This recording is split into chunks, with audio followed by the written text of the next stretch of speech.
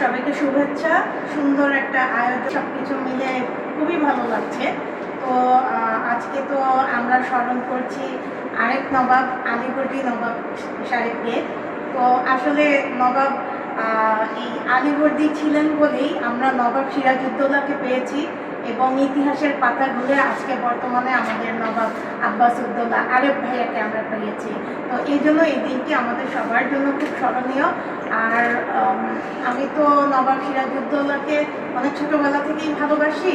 সেই জায়গা থেকে তাকে নিয়ে আমার কাজ করা হয়েছে, টেলিভিশনে কাজ করা হয়েছে, এখনও কাজ করছি, সেটা তো আছেই। সেই জায়গা থেকে পেয়ে গিয়েছি আব্বাস উদ্দৌলা আরেক ভাইয়াকে।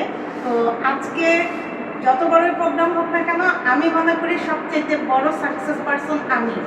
কারণ হচ্ছে 2015 সালে যখন আমাকে বলা হয় যে নবাব সিরাজউদ্দৌলাকে নিয়ে একটা নিউজ করো, আমি ঘাটাঘাটি করে চিন্তা করলাম যে মানে সেই মৃত্যুবার্ষিকী, তার ইতিহাস, জীবন সবই তো একই তথ্য।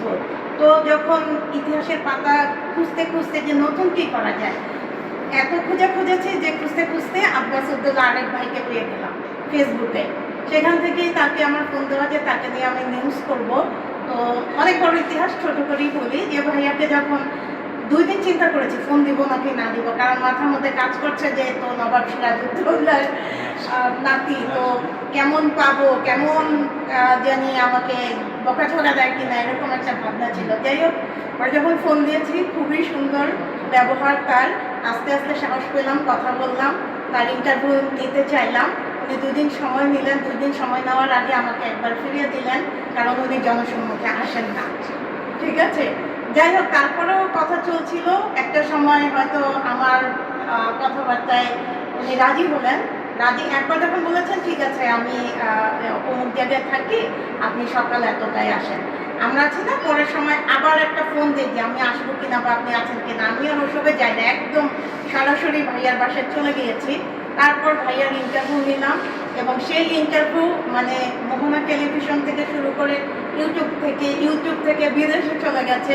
যেই ভাইয়া চুপচাপ ছিল যে না আমি জনসম্মুখে আসি না, আজ সেই ভাইয়াকে নিয়ে আমরা একটা সংগঠন শুরু করতে পেরেছি। উনি জনসম্মুখে এসেছেন, সবাই আমরা তাকে পেয়েছি। এই জন্য নবাব সিরাজউদ্দৌলাকে মনে করতে পারছি এবং ইতিহাসের পাতা থেকে এটা যে মুছে যাবে না, তার একটা প্রতীকী চিহ্ন কিন্তু আমাদের এই বর্তমান সংগঠনটা। এই জন্য সবচেয়ে বড় সাকসেস আমি। তবে এতগুলো মানুষ না থাকলে এই সাফল্যটা আসতো না।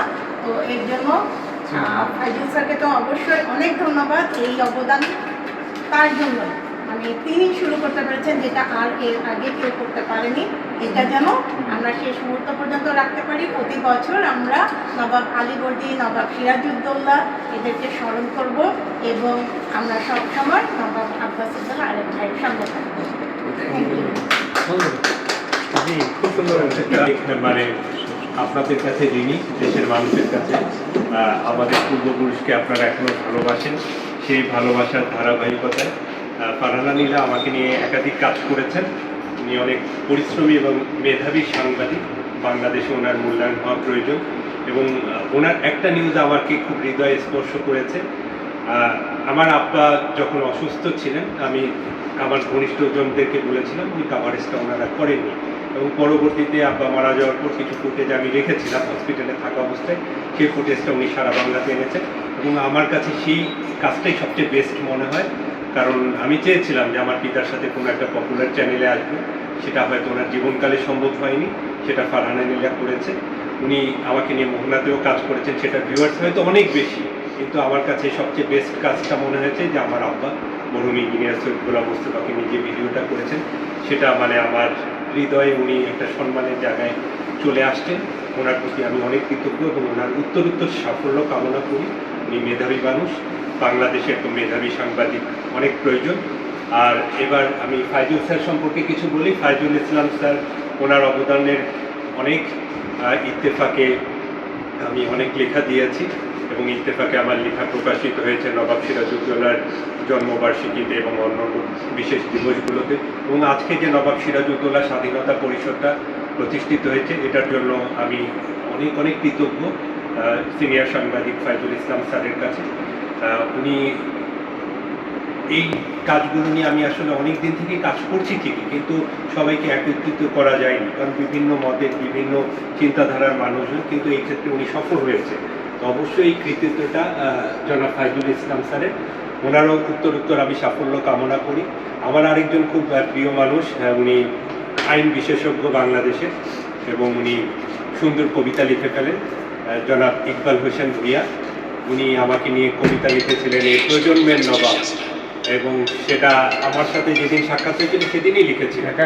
এবং উনি খুব মেধাবী মানুষ, উনি বাংলাদেশের জন্য আমাদের যে মেধাগুলো, সেই মেধাটাকে বর্তমান সরকার অবশ্যই কাজে লাগাতে পারবে। আমরা যারা যারা কেউ আইনি অভিজ্ঞ আছে, কেউ সাংবাদিকতায়, ঠিক আছে, বিভিন্ন পেশায় যার যার এটা আছে, মেধাবী মানুষকে মূল্যায়ন করলে দেশটা, আমাদের দেশ হয়তো ইরানের মতো হয়ে যাবে, মালয়েশিয়ার মতো হয়ে যাবে। দেশপ্রেমীকে মূল্যায়ন করতে শিখলে এই দেশপ্রেমীরা দেশের একটা সম্পদ হবে। এবং আমাকে নিয়ে, নবাবকে নিয়ে সিরাজউদ্দৌলার অনুষ্ঠান করেছেন মোহাম্মদ শাহ আলম সাহেব, ঢাকা বিভাগীয় সমিতি। উনি একাধিক প্রোগ্রাম করেছেন, আমাকে হাইলাইটস করেছেন। ওনার প্রতি অবশ্যই আমার কৃতজ্ঞতা, এবং আশা করি সেই ধারাবাহিকতা মোহাম্মদ শাহ আলম সাহেব রক্ষা করবেন সামনের দিনেও। এখন যেহেতু প্রেক্ষাপট পরিবর্তন হয়েছে, নবাব সিরাজউদ্দৌলাকে নিয়ে অনেক কিছু আমাদের করার সুযোগ আছে, সেই কাজগুলোকে আমাদেরকে এখন বাস্তবায়ন করতে হবে। দোয়া রাখবেন, দেশ জাতিকে আমরা ভালো কিছু উপহার দিতে চাই, যাতে আমরা যখন থাকবো না, জাতি আমাদেরকে স্মরণ করবে, আমাদের কাজের মাধ্যমে আমরা সেটা প্রমাণ করব। আল্লাহ হাফিজ, আসসালামু আলাইকুম।